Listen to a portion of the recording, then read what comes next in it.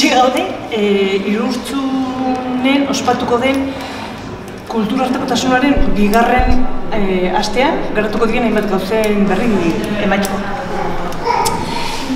Aniztasunaren astea izango da apirilaren 16-tik 23-ra.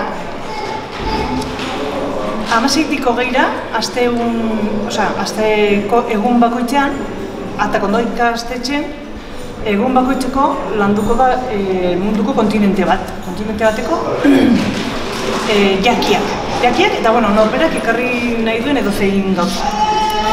Edo apaingarri, koinetakoa, liburuizka, norberak ekarri nahi duen. Astelena Asia, asteartea Afrika, asteazkena Ozeania, osteuna Amerika eta ostirala Europa. Hori da.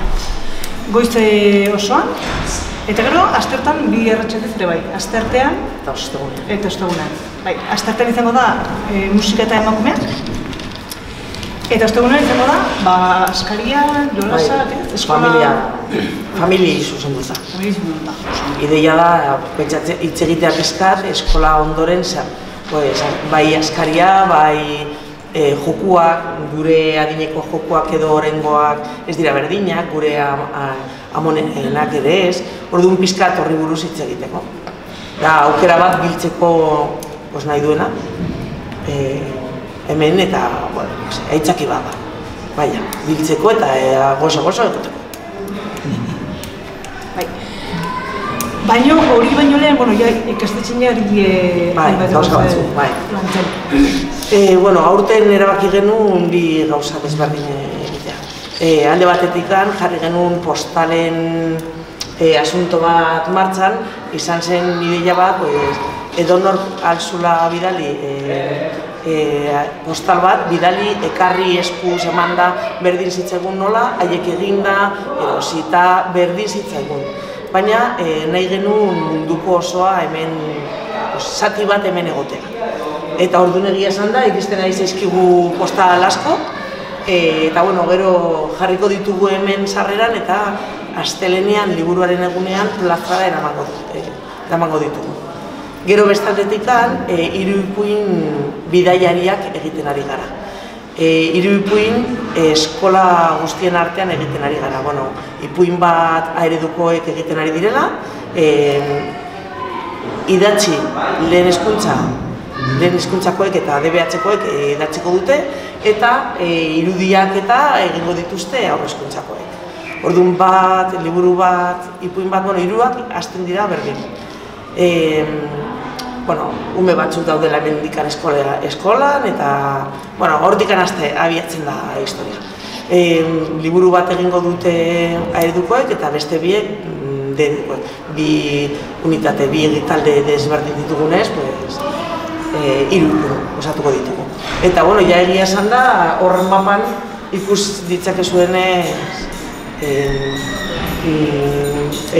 ze ibilbideak egiten ari diren Iruipuin horiek, ze lekutatik pasatzen ari diren, hor daukagu referentzia, saiatzen ari garelako ipuin berak ez pasatzea leku berdinetatik bi aldiz.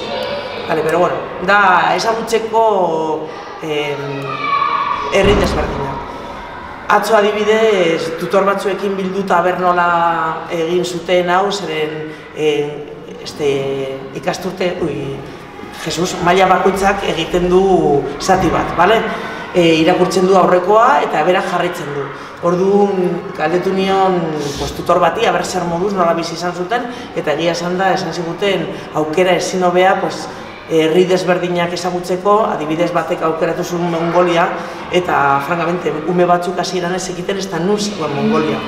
Eta orduan, ikertu dutela gauza asko, bere janariari buruz, bere ezaugarri buruz. Eta pozik gode. Hori ere, eramango dugu, igual esaten ari naiz, zeren astelenean ospatuko dugu liburuaren eguna. Gu berriro elkarrekin, gizarte zerbitzukoekin, jende gehiago dira PIMAek, eskolako PIMAkoekin, eta ipuin horiek ere eramango ditugu plazara. igual salto egin dut, zeren erdian zeo zerbait deneuka. Bai, eski, bueno, aste horren atakondoan gauzatuko den aste horren biharamonen larunbatarekin, apirilean 21 ospatuko da Munduko Arrozak ekimena. Munduko Arrozak ekimena. Lehen urten bezala, aste hortan zehar eskolan landu diren hainbat gauza, aterako diren Munduko Arrozetan plazara baita. Erakusteko nola baita, eskola herrira aterako. Munduko Arrozetan, ja aski ezagune da ilustunen, munduko uste, zuztikarren edo zuztikarren ekimena izango dela urtea. Eta horren beti bezala, ez da sukaldatzeko tarte bat bakarra, baizik eta egun hortan plazan parte hartu nahi duen edozein pertsonak goiz bat elkarrekin pasatzeko aukera.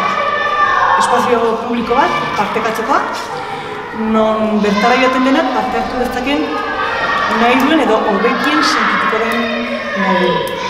Orduan izango da tartea sukaldatzeko. Anitzapean zerbitzu jarriko da sensibilizaziorako tarte bat. Eta gero hortengo da sorpresa berrikuntza tiki bat, hori esango ez duguna, baina Jolas kooperatibo baten aurkezpena izango da plazan. Jolas kooperatibo baten aurkezpena izango da. Eta uste dut Munduko Arrozetarako hori 21 baten. Eta gero liburuaren egunen 23, Silviak esan duna, plazan baitare. Azkeneko 4 urteetan elkarlanen ari garen bezala, izango da txoko desberdinak izango dira, eta txoko bakoitzen ekimen desberdinek. Postalen erakusketa, ipuinaren emango da. Anitzarteko txokoan izango da munduko hizkuntzen jolasa, denbora pasa batzu, praktiketako ikasleek sortzen ari diren material batzu, kontatu nahi bali oso dut. Bale, hori sortu ditugu denbora pasa batzuk, sopa, letra bat, luzigrama bat eta marrazki bat segitu behar dena zenbakiak betetzeko, eta orduan pentsatu dugu egun horretan plazan joko horiek ateatzea umeek eta nahi duenak parte hartzeko eta jolasteko. Eta hori guztia dago relazionatuta anitzartean zerbitzuarekin. Pentsatu dugu jolasak pixka bat egiten dute referentzia zerbitzuari eta hori da isladatu nahi duguna plazan baita. Pixka bat zerbitzua parte hartu duela eta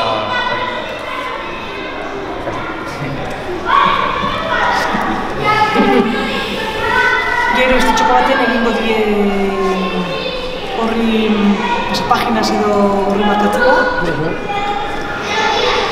Eta ez trukearen, liburuaren trukearen txokoa? Agian. Eta? Txixa.